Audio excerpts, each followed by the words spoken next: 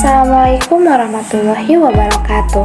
Perkenalkan, kami dari kelompok B12 akan menjelaskan mengenai vitamin B6, B12, dan juga asam folat. Mulai dari pengertiannya, metabolismenya, dan juga defisiensinya.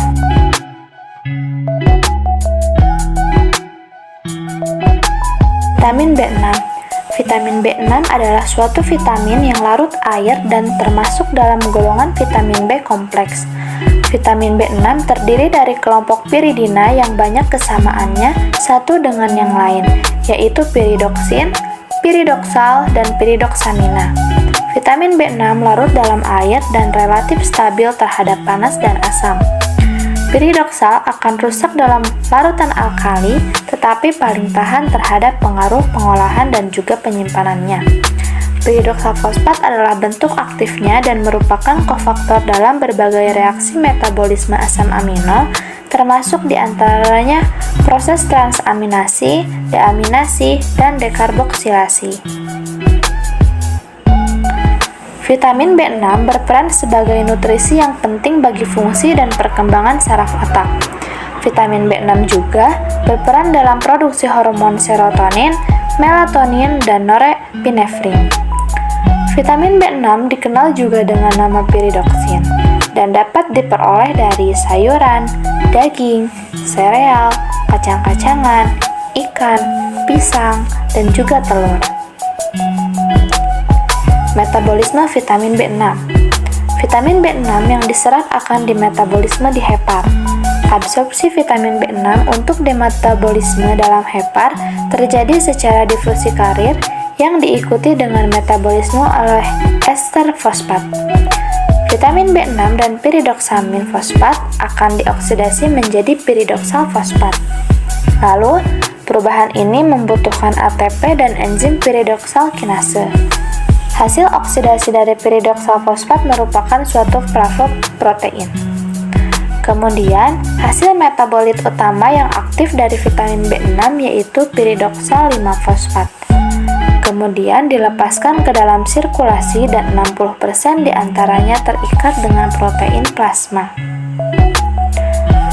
Dilanjutkan dengan sebagian piridoksal fosfat yang ada di hepar akan dihidrolisis menjadi piridoksal. Akan tetapi, akan dilepaskan ke sirkulasi darah untuk berikatan dengan albumin. Lalu masuk ke dalam eritrosit untuk membantu metabolisme dari hemoglobin. Sisa piridoksal fosfat bebas yang ada di hepar akan teroksidasi menjadi asam 4-piridoksat. Lalu untuk diekspresikan ke dalam urin.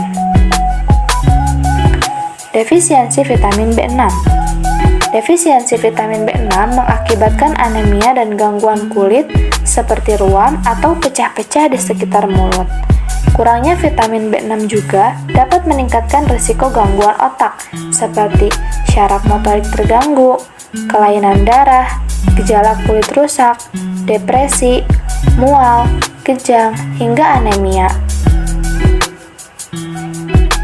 Vitamin B12.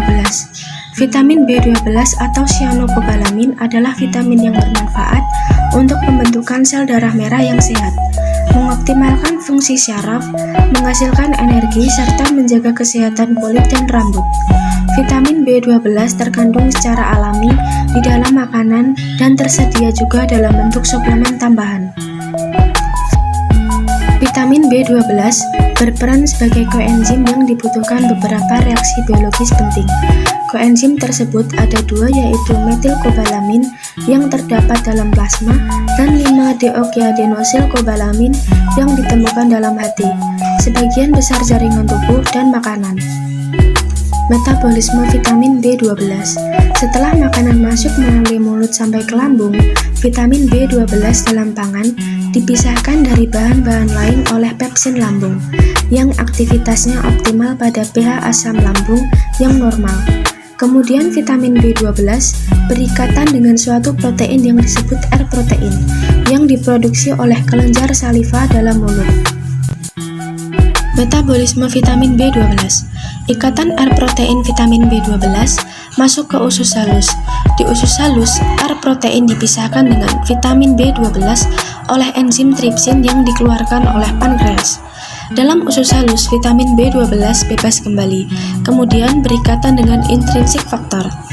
Hasil ikatan intrinsik faktor dengan vitamin B12 masuk ke bagian akhir usus halus yang disebut ileum. Sel-sel ileum menyerap vitamin B12 dan mentransfernya ke dalam darah yang selanjutnya berikatan dengan transport protein yang dikenal sebagai transkobalamin. Proses penyerapan vitamin B12 secara normal melalui ikatan vitamin B12 dengan intrinsik faktor diperkirakan 30 sampai dengan 70% dapat diserap. Vitamin B12 yang masuk ke dalam darah melalui membran sangat sedikit dan tergantung pada beberapa protein pengikat untuk transport.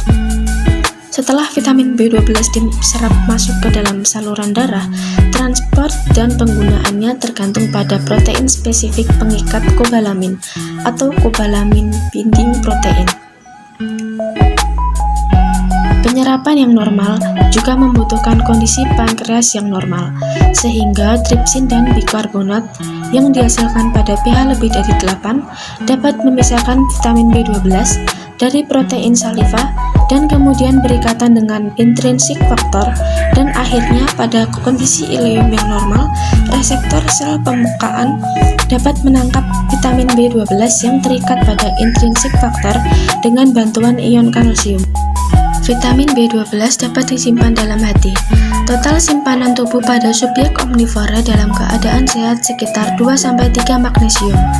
Sebagian besar vitamin B12 yang disekresi empedu diabsorpsi kembali dan dapat digunakan untuk fungsi metabolik.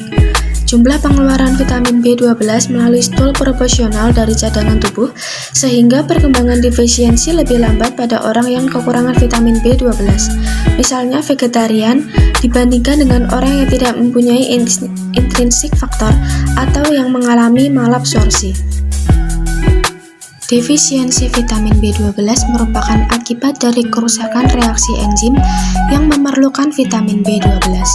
Kerusakan aktivitas pembentukan metionin sintase dapat meningkatkan level homocysteine, sementara kerusakan aktivitas metilmalonyl-CoA mutase menyebabkan peningkatan metabolit dari metilmalonyl-CoA yang disebut methylmalonic acid atau MMA. Seseorang yang mengalami defisiensi vitamin B12 ringan tidak akan terlihat gejalanya walaupun level homocysteine dan MMA dalam darah meningkat. Asam folat. Asam folat merupakan senyawa induk dari sekumpulan senyawa yang secara umum disebut folat. Senyawa ini mempunyai berat molekul atau BM. Molekul asam folat terdiri dari 3 gugus, yaitu petridin, suatu cincin yang mengandung atom nitrogen, cincin psoriasis, aminobenzoik acid atau PABA, dan asam glutamat. Mekanisme asam folat. Sebagian besar asam folat dari makanan masuk dalam bentuk poliglutamat. Absorpsi terjadi di sepanjang usus halus, terutama di duodenum dan jejunum proksimal. 50-80% diantaranya dibawa ke hati dan sumsum tulang. Folat diekskresi melalui empedu dan urin. Di mukosa, usus halus, poliglutamat dari makanan akan dihidrolisis oleh enzim pterodyl. Poliglutamat hidrolase menjadi monoglutamat yang kemudian mengalami reduksi metilasi sempurna menjadi 5-metil tetrahidrofolat, 5-metil THP. Metil THP masuk ke dalam sel dan mengalami demetilasi dan konjugasi. Dengan bantuan enzim metil transferase, 5-metil THP akan melepaskan gugus metilnya menjadi tetrahidrofolat atau THP. Metilkobalamin akan memberikan gugus metil tersebut kepada homocysteine untuk membentuk asam amino metionin. Fungsi asam folat digunakan sebagai pencegahan terjadinya kelainan cacat bawaan yang disebabkan kelainan pertumbuhan susu. susunan saraf pusat. Defisiensi asam folat dapat menyebabkan kelainan yang mengenai jaringan non-homopoietik seperti tubuh terasa lelah, rambut beruban, sariawan, lidah membengkak, sesak nafas, dan gangguan pertumbuhan. Kesimpulan, salah satu fungsi asam folat bersama vitamin B6 dan B12 berperan untuk menekan kadar homocysteine total dalam darah. Vitamin B6, B12, dan asam folat merupakan zat gizi yang mempunyai peran penting dalam menjaga kesehatan saraf. Vitamin B6, B12, dan asam folat melindungi pembuluh darah arteri dari kerusakan akibat pengaruh homocysteine. Oleh karena itu, jika terjadi defisiensi vitamin B6, B12, dan asam folat tersebut akan mengakibatkan kadar homocysteine dalam darah meningkat, dan apabila kadar homocysteine meningkat akan menyebabkan terjadinya atherosclerosis, yaitu penyempitan atau pengerasan pembuluh darah yang menyebabkan stroke.